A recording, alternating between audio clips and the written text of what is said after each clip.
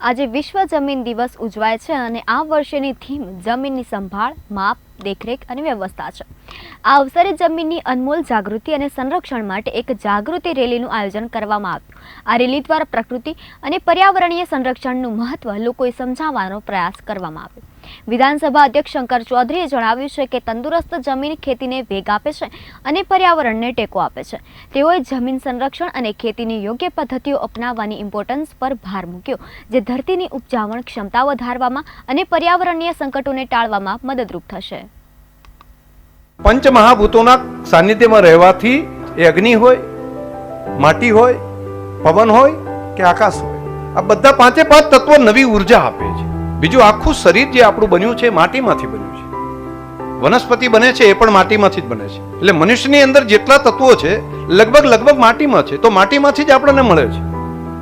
અને ઉર્જાનો સ્ત્રોત છે સૂર્ય છે, તો સૂર્યમાંથી વનસ્પતિ કે ખોરાકમાં, ત્યાંથી જમીનમાં, જમીનમાંથી લઈ બંનેનું મિક્સ કરી આપણા અનાજમાં, કેટલોક ભાગ અનાજ તરીકે, બીજો હવા તરીકે, બીજો ખોરાક તરીકે, કેટલું પાણી તરીકે, આ ભેગું કરીને એક આપણું બોડી બન્યું છે, આપણું શરીર બન્યું છે।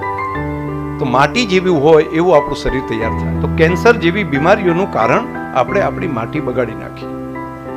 આપણે અનેક રોગો અને ફૂડ સપ્લિમેન્ટરી લેવી પડે છે, એનું કારણ પણ આપણે જમીન બગાડી નાખી। જો જમીનની અંદર આ બધું નાખી દઈએ તો આપણે કોઈ દવા લેવાની જરૂર નહીં પડે।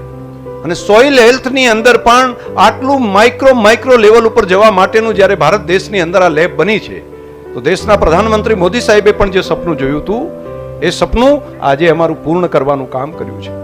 આ જે જૈવિક તત્વો, જે બેક્ટેરિયા, જે ફંગસ, બાકીના બધા જે જૈવિક તત્વો હતા જે નાશ પામ્યા હતા, એને લેબમાં તૈયાર કરીને ખેડૂતો સુધી પહોંચાડવાની વ્યવસ્થા કરીએ છીએ।